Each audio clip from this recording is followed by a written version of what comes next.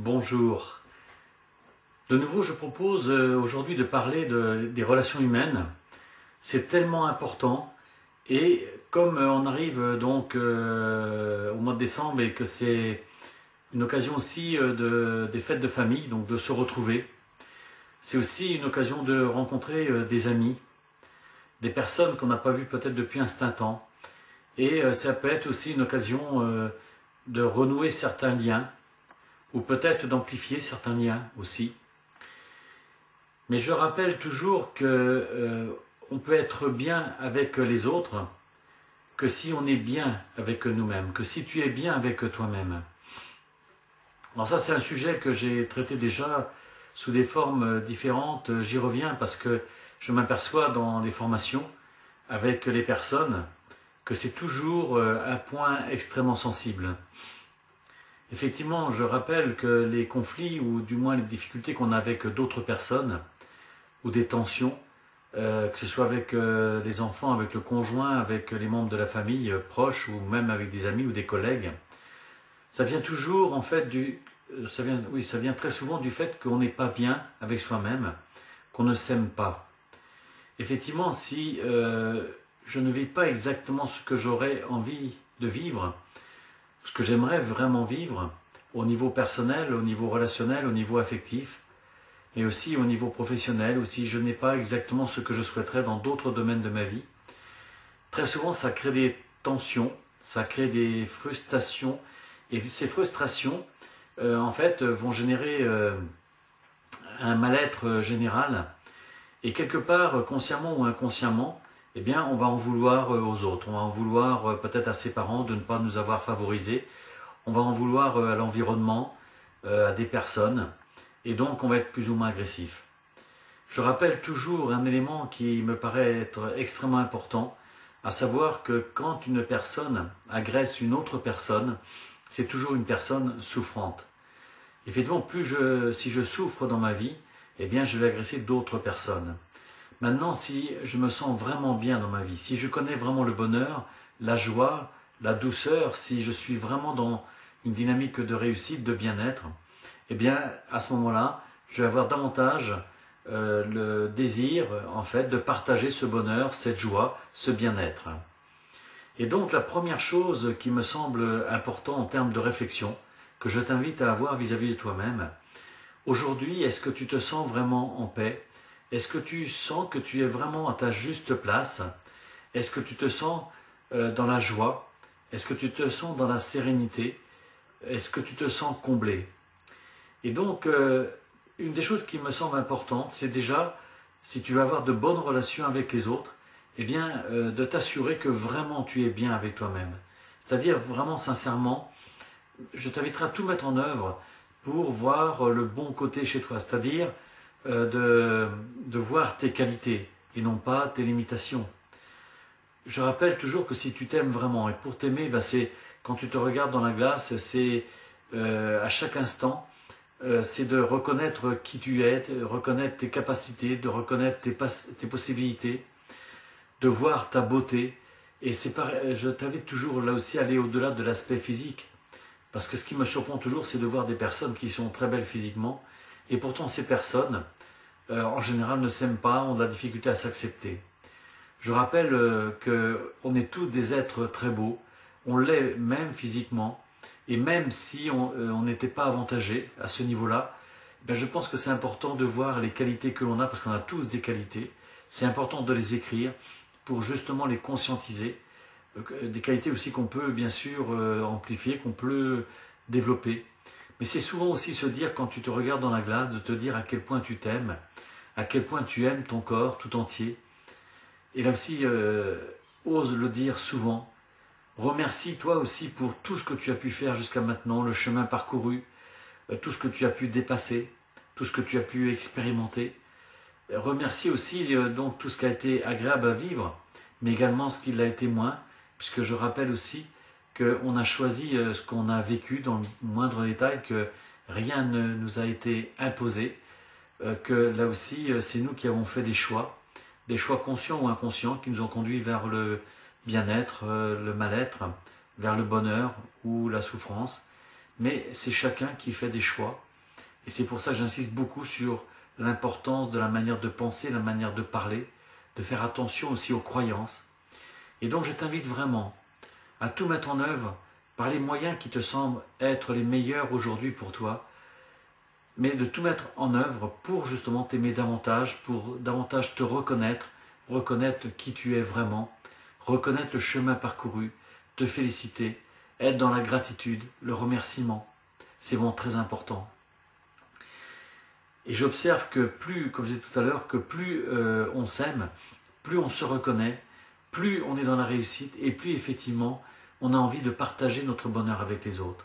Alors je t'inviterai vraiment à voir ce qui te procure du bonheur et de la joie, être dans ces notions de gratitude, de beauté, d'excellence, et de commencer maintenant aussi à voir dans chaque être humain que tu rencontres ce qu'il y a de meilleur. Alors, quand je parle du meilleur, ça veut dire aller au-delà des apparences, au-delà de ce qui a été vécu, puisqu'encore une fois, s'il y a eu des conflits, c'est que les deux personnes étaient plus ou moins aussi en conflit avec elles-mêmes, et en fait, on s'est rencontrés justement pour révéler cette disharmonie en nous, ce dysfonctionnement, cette tension, mais ça n'est pas arrivé par hasard. Et maintenant, si tu prends soin, par rapport aux personnes que tu rencontres, ou que tu vas rencontrer justement dans ce mois, et pendant notamment les fêtes de fin d'année, eh bien si du fond du cœur, tu vois le meilleur dans ces personnes, c'est-à-dire aller au-delà du physique, aller au-delà de ce que tu connais de ces personnes, aller au-delà du passé, pour ne voir, mais je dis bien du fond du cœur, pour ne voir que le meilleur dans cette personne, c'est-à-dire que la beauté intérieure. Je rappelle que tous, on a cette beauté intérieure, quel que soit notre passé, eh bien il y a cette beauté. Et si du fond du cœur, tu mets l'accent sur cette beauté en chaque personne que tu rencontres, et si du fond du cœur, tu dis je reconnais en toi le meilleur, je reconnais en toi ce qu'il y a de plus beau. Alors bien sûr, tu ne le dis pas verbalement, mais tu le penses vraiment, sincèrement, avec le cœur, et tu vas voir que ces personnes-là, où il pouvait y avoir des tensions auparavant, eh bien curieusement, ces tensions vont s'estomper, curieusement, tu vas être accueilli par ces personnes, et curieusement, donc, tu vas voir que la relation va nettement s'améliorer, voire complètement se transformer. Je rappelle que à ce niveau-là, ce sont de véritables miracles.